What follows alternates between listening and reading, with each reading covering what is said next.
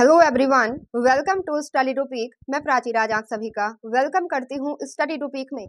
आज की क्लास में हम G20 से रिलेटेड चीज़ों को डिस्कस करेंगे और क्योंकि आप सभी देखते हैं प्रेजेंट में G20 शिखर सम्मेलन 2024 ब्राजील में आयोजित किया जा, इसलिए हम G20 से रिलेटेड इस वीडियो में हर चीज़ को डिस्कस करेंगे। G20 से रिलेटेड आप सभी का हर डाउट इस वीडियो के माध्यम से क्लियर हो जाएगा। सबसे पहले अगर मैं बात करूं कि इस क्लास में हम क्या क्या पढ़ने वाले हैं G20 से रिलेटेड, तो यहाँ पर आप देखिएगा हम सबसे पहले देखेंगे G20 क्या है, G20 की स्थापना कब और कैसे हुई और G20 का उद्देश्य क्या है, किस उद्देश्य से G20 को बनाया गया।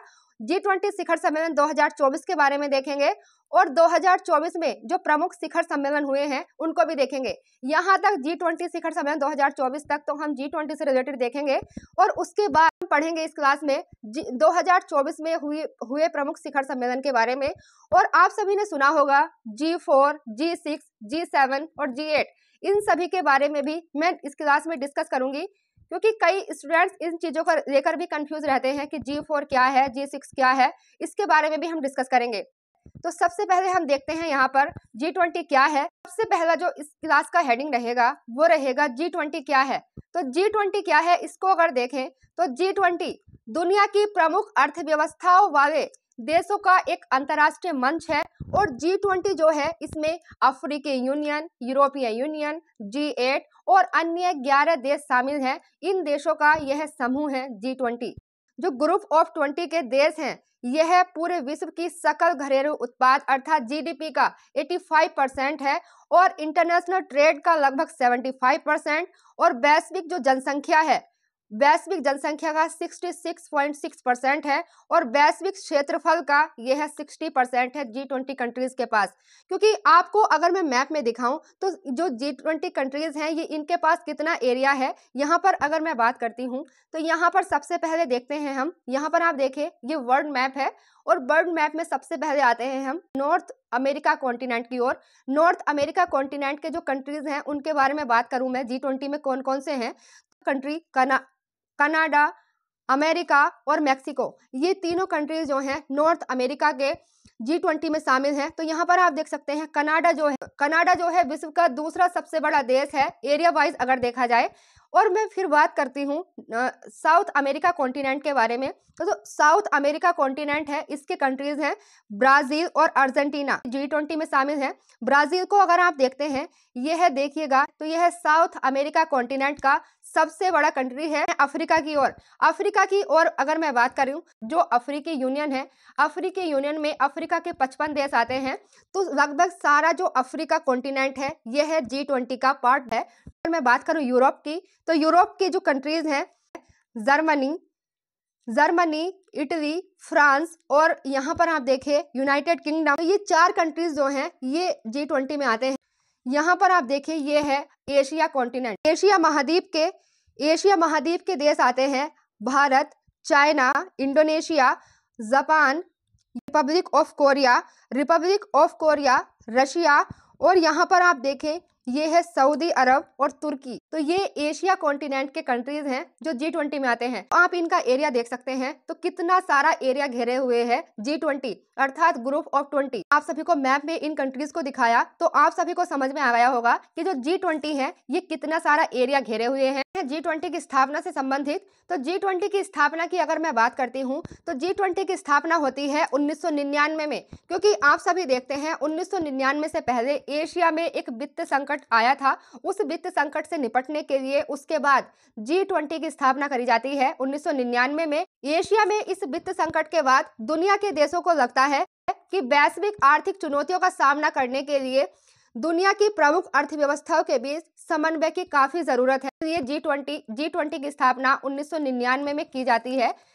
अब हम नेक्स्ट बात करते हैं G20 का उद्देश्य। तो G20 को जिस उद्देश्य से बनाया गया था उसकी अगर मैं बात करूं, G20 है ये विश्व की प्रमुख अर्थव्यवस्थाओं के देशों के बीच अंतर्राष्ट्रीय आर्थिक सहयोग को बढ़ावा देने के लिए। क्योंकि आप सभी देखते हैं 1999 से पहले एशिया में वित्त संकट आता है और उस वित्त संकट के बाद ही G20 की स्थापना करी जाती है। ठीक है, हेडक्वार्टर्स की, तो G20 का मुख्यालय की अगर मैं बात करूं तो G20 का मुख्यालय कहीं पर भी नहीं है।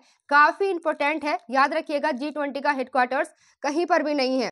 और फिर उसके बाद G20 में कौन कौन से देश आते हैं, कौन कौन से देश शामिल हैं। तो जैसे मैंने क्लास के शुरू में ही बताया था कि जो G20 है, G20 में 2023 में अफ्रीकी यूनियन को शामिल किया जाता है और G20 में यूरोपीय यूनियन है, G8 है और अन्य 11 देशों का समूह जो है ये G20 है। G20 में जो देश आते हैं Argentina, Australia, Brazil, Canada, China, France, Germany, Bharat, Indonesia, Italy, Japan, Mexico, दक्षिण कोरिया, रशिया, सऊदी अरब और दक्षिण अफ्रीका, तुर्की, ब्रिटेन, अमेरिका और अफ्रीकी यूनियन और यूरोपीय यूनियन, ये जो हैं G20 के सदस्य देश हैं। याद रखिएगा, काफी इंपॉर्टेंट है।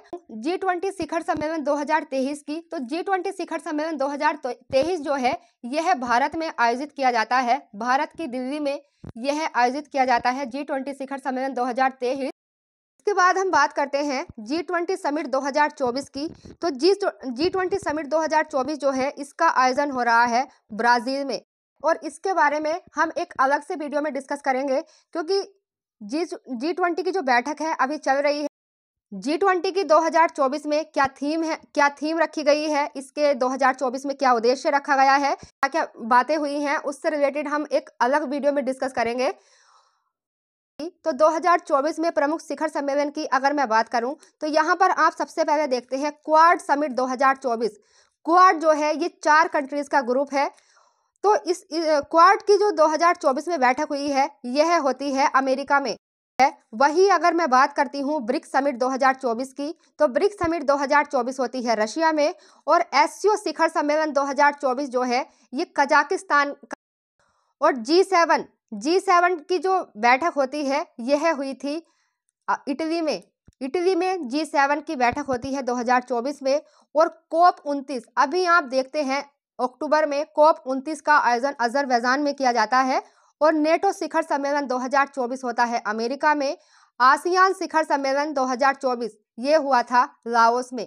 और वहीं अगर मैं बात करूं एससीओ शासना अध्यक्षों का जो शिखर सम्मेलन होता है ये पाकिस्तान में होता है। यहाँ पर मैंने बात की थी एससीओ शिखर सम्मेलन 2024 की, तो यह जो है कजाकिस्तान में होता है। लेकिन यहाँ पर मैं बात कर रही हूँ एससीओ शासना अध्यक्षों के शिखर सम्मेलन की, तो यह पाकिस्तान में हुआ है अभी रिसेंटली। और वहीं नेक्स्ट हम बात करते हैं 18वां प्रवासी भारतीय सम्मेलन, यह ओडिशा में होता है अर्थात भुवनेश्वर में इसका आयोजन किया जाता है। तो ये थे 2024 में हुए प्रमुख शिखर सम्मेलन। अब हम आते हैं आप सभी के सबसे कंफ्यूजन वाले टॉपिक की ओर। यहाँ पर आप देखिएगा, आप सभी के दिमाग में आता होगा G4 क्या है, G6 क्या है, G7, G8, इसके बारे में मैं डिस्कस करती हूँ। तो सबसे पहले हम बात करते हैं G4 के बारे में, ग्रुप ऑफ 4। तो इसके बारे में अगर मैं बात करूँ तो इसकी स्थापना जो होती है, इसकी स्थापना 2005 में की जाती है। और 2005 में ये 4 सदस्य मिलकर के 4 देश मिलकर इसकी स्थापना करते हैं। वे 4 देश कौन कौन से हैं, तो वो देश हैं भारत, जापान, जर्मनी और ब्राजील। ये चारों देश मिलकर के ग्रुप ऑफ 4 बनाते हैं 2005 में। और यह जो ग्रुप ऑफ 4 है यह इस उद्देश्य से बनाया जाता है इनके द्वारा, ताकि जो यूएनएससी है, यूएनएससी अर्थात यूनाइटेड नेशन सिक्योरिटी काउंसिल, जो यूएनओ है, यूएनओ के 6 पार्ट हैं, 6 में से एक इसका पार्ट है यूएनएससी। तो यूएनएससी में आप सभी को पता है 15 मेंबर्स होते हैं, 15 सदस्य होते हैं। ये 2 कैटेगरी में बटे होते हैं। 10 तो होते हैं इसमें अस्थायी सदस्य, अस्थायी, और 5 होते हैं इसमें स्थायी सदस्य। तो ये जो है स्थायी जो मेंबर हैं, इसके जो 5 स्थायी सदस्य हैं, इस तरह से ग्रुप ऑफ 4 के जो सदस्य हैं ये भी सदस्यता पाना चाहते हैं यूएनएससी में, अर्थात स्थायी मेंबर बनने के लिए। इस उद्देश्य से भारत, जापान, जर्मनी और ब्राजील ये चारों देश मिलकर के G4 की स्थापना करते हैं। फिर उसके बाद अगर मैं बात करूं G6 के बारे में, तो G6 जो है इसकी स्थापना 1975 में की जाती है। इसमें जो देश हैं ये बहुत ज्यादा औद्योगिक और अति विकसित देश मिलकर G6 की स्थापना करते हैं। लेकिन होता क्या है, कुछ टाइम बाद G6 में कनाडा को ऐड कर दिया जाता है, जिससे यह बन जाता है G7। फिर उसके बाद G7 जब ये बन गया, उसके बाद G7 में फिर रशिया को ऐड किया जाता है और ये जिससे बन जाता है फिर G8। 2014 में G8 से रशिया को बाहर कर दिया जाता है, जिससे यह फिर बाद में बच जाता है G7। अब आप सोच रहे होंगे कि रशिया को पहले तो ऐड कर दिया, फिर इसको बाहर क्यों कर दिया? तो रशिया को बाहर इसलिए किया जाता है क्योंकि जो क्रीमिया आप सभी ने सुना होगा, क्रीमिया जो शहर है ये यूक्रेन का है, लेकिन यूक्रेन से पहले जो था ये रशिया का ही शहर था। फिर कुछ टाइम बाद ये यूक्रेन के हाथों में चला जाता है। फिर यूक्रेन के हाथों में जब ये क्रीमिया चला जाता है तो फिर उसके बाद रशिया क्या है 2014 में क्रीमिया पर अटैक करता है। इसीलिए रशिया को 2014 में G8 से बाहर कर दिया जाता है, जिससे यह ग्रुप ऑफ 7 बच जाता है, अर्थात G7 बच जाता है। फिर उसके बाद मैं बात करती हूँ जो G7 है इसमें कौन कौन से कंट्री आते हैं। तो इसमें अब तो रशिया तो बाहर है ही, अब इसमें केवल 7 कंट्री आते हैं। वे कौन कौन से हैं यहाँ पर आप देखिएगा, कनाडा है, इटली है, France, Japan, United kingdom, America और जर्मनी। ये 7 कंट्री मिलके अब बनाते हैं ग्रुप ऑफ 7। तो आई होप आप सभी को G4 क्या है, G6 क्या है, G7 क्या है और G8 क्या है, आप सभी को समझ में आया होगा। अगर मैं बात करूं इस क्लास की पीडीएफ की, तो इस क्लास की जो पीडीएफ है आप सभी को Telegram channel study to peak पर मिल जाएगी। Telegram channel study to peak का लिंक मैं आप सभी को डिस्क्रिप्शन में दे दूंगी, वहीं से आप पीडीएफ को डाउनलोड करके क्लास का रिवीजन कर सकते हैं। क्योंकि आप सभी जब एक बार क्लास को देख लेते हैं, सुन लेते हैं, उसके बाद जब आप क्लास को खुद से पढ़ के पीडीएफ के माध्यम से रिवीजन करते हैं तो आप सभी को लंबे समय तक याद रहेगा। इसलिए आप सभी जो है क्लास को देखने के बाद पीडीएफ से जरूर रिवीजन किया करिए। और रिसेंटली आप देखते हैं ब्रिक्स समिट 2024 होती है, तो ब्रिक्स शिखर सम्मेलन 2024 जो हुआ है इससे संबंधित अगर आप सभी को एक कंप्लीट वीडियो चाहिए जिसमें आप सभी को ब्रिक्स से रिलेटेड कंप्लीट जानकारी मिल जाए तो उस वीडियो का लिंक मैं आप सभी को डिस्क्रिप्शन में दे दूंगी और आप आई बटन पर भी क्लिक करके उस वीडियो को देख सकते हैं। आज की क्लास में हमने पढ़ा G20 से रिलेटेड चीजों को, और अगर आप सभी को हमारी वीडियो समझ में आता है, पसंद आता है, तो हमारी वीडियो को लाइक करें, शेयर करें एंड हमारे चैनल को सब्सक्राइब करें। आज के लिए इतना ही, थैंक यू।